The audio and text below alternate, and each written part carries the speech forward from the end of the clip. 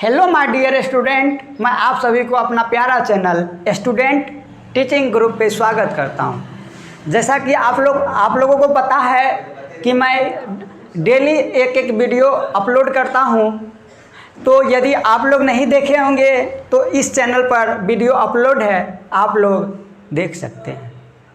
तो आज के इस वीडियो में हम आपको सिखाएंगे परिमेय संख्या क्या होता है। ये जो परिमेय संख्या है आपको 10th तक पढ़ना होगा। क्लास 5 में भी है, क्लास 6 में भी है, क्लास 7 में भी है, क्लास 8 में भी है। यानी कि 5 से जब 10th तक जाइएगा तब तक ये आपको संख्या पढ़ना पड़ेगा।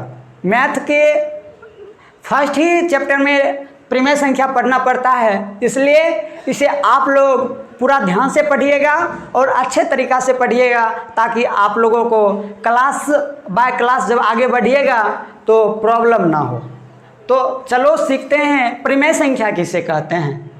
तो हम यहाँ पर परिभाषा लिख दिए हैं, परिमेय संख्या क्या होता है, किसे कहते हैं, इंग्लिश क्या होती है, सारी डिटेल मैंने यहाँ पर लिख दी है और आप लोग मेरे साथ लिखते जाइएगा। तो देखो मैंने लिखा है यहाँ पर परिमेय संख्या, इसका जो इंग्लिश होता है रैशनल नंबर होता है। इंग्लिश क्या होता है? रैशनल नंबर होता है। तो इसको परिभाषित हम कैसे कर सकते हैं, तो यहाँ पर देखिए मैंने दोस्तों परिभाषित किया है वैसी संख्या जिसे हम p/q के रूप में व्यक्त किया जाए तथा p और q दोनों पूर्णांक संख्या हो तथा q = नॉट 0, उसे परिमेय संख्या कहते हैं। तो आप लोग परिभाषा लिख लीजिएगा। अब हम समझाते हैं ये क्या होता है।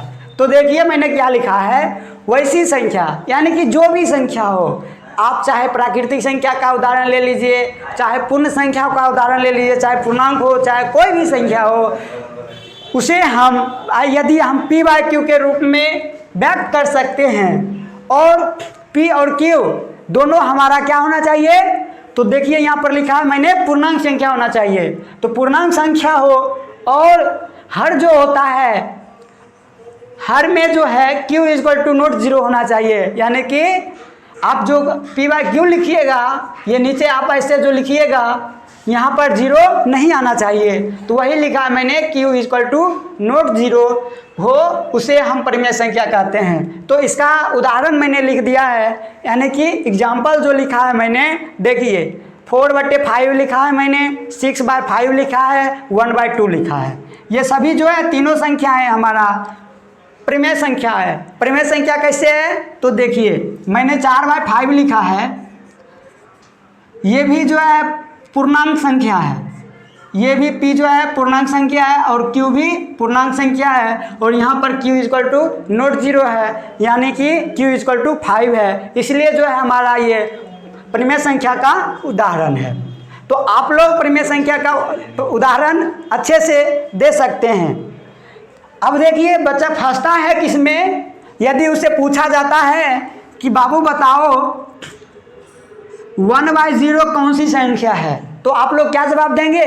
तो मैंने यहाँ पर स्पष्ट कर दिया है परिभाषा में ही कि q = नॉट 0 होना चाहिए, वही परिमेय संख्या हो सकती है, अन्यथा दूसरा कोई नहीं हो सकता है। तो यहाँ पर देखिए हमारा जो q है, ये p/q = हम लिखेंगे, ये q जो है हमारा ये 0 है, इसलिए ये हमारा परिमेय संख्या का उदाहरण नहीं होगा। यदि आपसे कोई पूछे कि बाबू बताओ कि 1/0 परिमेय संख्या हो सकता है या नहीं हो सकता है, तो आप लोग क्या जवाब देंगे, तो आप लोग का जवाब यही होगा कि ये परिमेय संख्या नहीं हो सकता है। और कारण पूछा जाए तो आप लोग बता दीजिएगा q = 0 है, और हम परिभाषा जानते हैं कि q = नॉट 0 होना चाहिए और p और q दोनों पूर्णांक संख्या होना चाहिए। अब देखिए बाबू, ये जो है 0, ये भी पूर्णांक संख्या का उदाहरण है, लेकिन दो चीज परिमेय संख्या मांगता है, q भी पूर्णांक संख्या होना चाहिए, अब पूर्णांक संख्या के साथ साथ 0 नहीं होना चाहिए q हमारा, तभी पूर्णांक परिमेय संख्या हो सकता है, अन्यथा नहीं हो सकता है। तो आप लोग इसे परिमेय संख्या को अच्छी तरह से, जितना भी अच्छी तरह से हो सके आप लोग तैयारी कर लेंगे, चूँकि ये क्लास 5 से क्लास 10th तक आपको काम देगा और 10th तक ही नहीं, आपको कॉम्पिटिटिव एग्जाम में भी पूछा जाएगा परिमेय संख्या का उदाहरण। इस पे आधारित बहुत सारे जो होता है हाई लेवल का क्वेश्चन पूछा जाएगा, तो आप लोग याद रखिएगा। अब जो इसका मान क्या होगा, तो 1/0 हम लिखे हैं, तो इसका मान जो होता है इन्फिनाइट होता है। अब इन्फिनाइट क्यों होता है, इसका थोड़ा बहुत हम चर्चा कर देते हैं। मान के चलिए ये जो है 1 है और ये हर में 0 लिखा हुआ है। अब कोई वस्तु लेने वाला है ही नहीं, हम किस में बांटें, ये तो 0 है, किस में हम बांटें, 1 को। यदि हम 4 लिखते हैं, ये हमारा 4 आम है और हमें 2 भाइयों में बांटना है, तब हम 2 भाई को लिख दिए, अब 2 से भाग कर दिए, तो 2 दूना 4 हो गया, अब तो बट गया। लेकिन भाई ही नहीं है जिसके पास, तो ये सारा आम तो बचा ही रहेगा, सारा आम 4 जो आम है बचा ही रहेगा, किस में बांटेंगे। इसलिए इसका आंसर जो होता है अनंत होता है। तो आप लोग अच्छे तरीक़ा से इसे पढ़ लीजिएगा और याद कर लीजिएगा और समझ लीजिएगा। तो मैं फिर से एक बार चर्चा कर देता हूँ परिभाषा का, और आप लोग अच्छे तरीक़ा से समझ लीजिएगा।